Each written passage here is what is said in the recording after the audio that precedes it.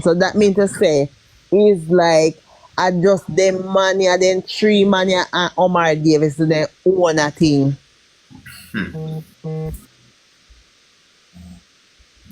Based upon the sworn evidence which was provided by the OCG during the course, the OCG has found and has subsequently concluded that the ministry did not directly approach the NIF, the NHT, or any other public body to sell them the receivables from the sale of the NCD.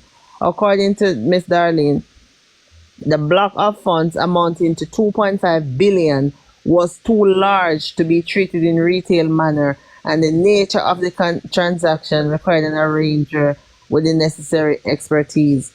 The OCG has concluded that the government of Jamaica entered into a 120 short-term financing agreement with DBNG on March 31st and in the amount of US 29.6 million for the purpose of meeting the fiscal deficit in the particular year.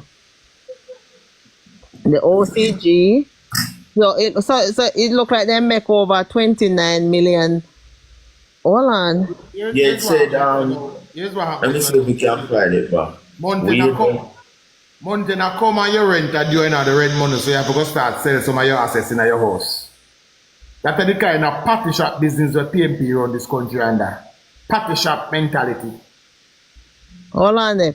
The OCG has concluded that on March 31st, 2005, DBNG credited consolidated fund in the amount of US 28.9 million. 95. And further on the same date, bill the ministry US 295 million as an arrangement fee for the financing of US 29 million 590 sale of receivable. No. 29 billion 590 million. If you say 29 million, where you get the next 90 million in a 29 million? Oh, sorry. I said 29 billion. Oh. No, sorry. It's 29 million 590,205. Right. No. But I'm wondering, you said 29 million and then say 90 million. So what about the 20? What them do? Then credit 28.9 million, and on the next and the CMD then bill the ministry 295 million. So there you go. So them would have paid over. They would have paid over now the 29 billion, that 29 million. They would then buy this something for. And then now remember at the same Ministry of Finance I go pay the funds for everybody else. So after them pay them that this I will buy for. Then bill them now 295. Is that you take? Yeah. They say this is just a normal business transaction, not no sweetheart about it. So whenever Voice of the Nation and Alvaro come back, this is the discussion you have with them now. This is the Contractor General's conclusion in this. So when we tell you say PMP give you with a spoon and take back with a shovel, this is the definition of that. Yes. So the government are celebrating why we collect one little 29 million after the deal, you know. But when the corner, them have to pay $295 million. How that makes sense? Yeah, because after she 10 times more. He said the OCJ has also concluded that the government of Jamaica experienced a shortfall in its collection of debts related to the Finsac transaction. As such, in order to repay the money which had been provided by the DBNG on 2005 March 31st for short-term finances, the government of Jamaica borrowed money from Capital and Credit Merchant Bank on 2005 July 29 in order to repay DBNG as per the terms and condition of the deal. Well, I don't know. Mr. Utek, I don't know. Tell me what you understand from that. Well, What me get to understand from it, reading it, me understand say the money when them get them that the government did have to repay back give back DB and G money based on the terms and conditions where they dip on the sheet. So them have to pay back DB and G. So, wait, say, you know, me sell you something, you know, you buy something from me. Yeah. But when you buy it back from you know, me did have to go borrow some money down the road to buy back. The same thing when we just Our say, tax, yeah, the government basically use our tax money and pay back DB and J and borrow and go back ahead and borrow money from 10 times more. 10 times more. yeah. After them pay over the 28.9 million, then get one bill for 295. They never have enough pay money, so them have to go borrow money now from capital. So DB and G make them money 10 times more. create me, make my money already. That's past corruption. Thank you. Thank you. Thank you. Thank you, Mr. Yote. So we did have to foot the bill as taxpayer. 295 and a US, you know, 295 million US. That's like what? I think it's In today's exchange, you're talking $1 billion. 20 years later, you know much that value? Yeah, a lot.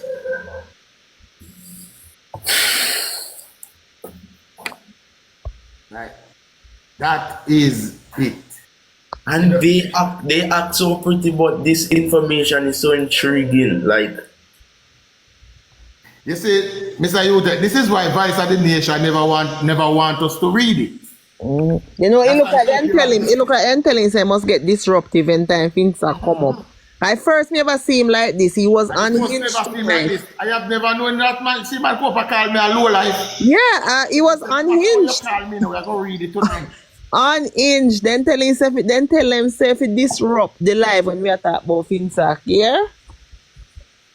that's why I had to take him down, because I never know Voice of the Nation as a person like that. I didn't want to kick him in. I didn't want to kick him in because I'm saying probably him soon calm down. That's just voice. We wouldn't be able to get through this material if he was up here because he was being very disruptive. Yeah. That are the man was saying. So this information needs to find a way to for more people to, because some people don't know how to search for information. So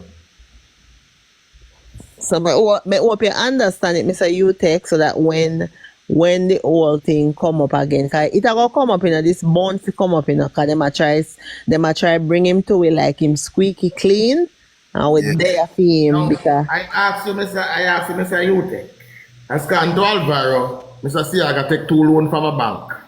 yeah. Now, is taking a loan from a bank the same as what we just read to you? It's not illegal to take a loan from a bank. Right. People take loan from, in fact, all banks. Alvaro is saying that they didn't pay it back.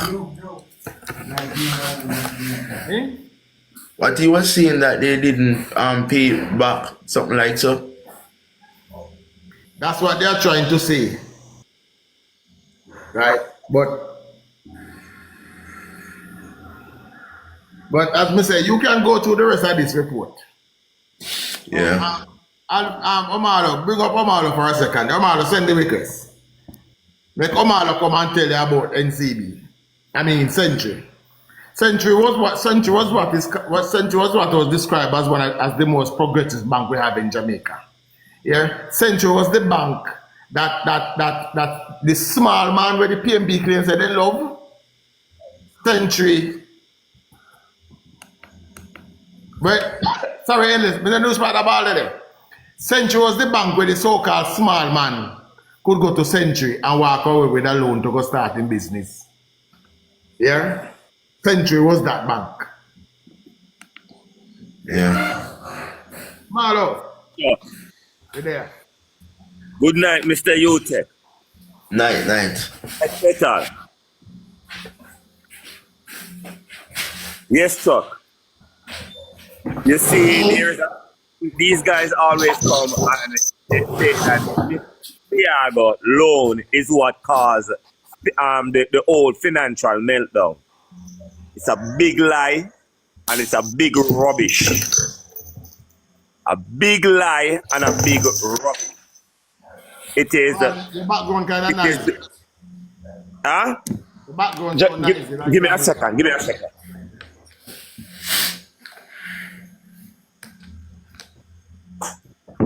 So, Mr. Utek. Better now? Yeah, man, yeah. Go on now. Yeah. It is the financial, it is the policies of the government of the day that cause the financial crisis. It is not loans from banks that cause financial meltdown. It is rubbish. And what we are going to do, we are going to show you the exact how financial crisis, how these meltdown cause. We're going to show you about the meltdown that I think you would see happen in the United States in 2008, now the financial crisis. And we're going to show you almost the same thing in Jamaica and show you that it's government policies that cause these type of things to happen. Wait there. Before you go further, I just look at something and it says Siaka didn't pay it back. Yeah. Whether he paid it back, yes or no. Those for me borrowing $1 billion from NCB or so. NCB, the money that I take from NCB, most of it are insured. So that alone is not going to bring down a financial institution. Yeah? What causes a financial institution most of the time to bring down is because of policies change in interest rate, and people may owe a lot of money to the banks, and based on the change in the rate in interest rate, it costs more money now for people. Say for instance, you buy a house. And when you buy a house, you got a mortgage, and you get your mortgage is $1,500 a month.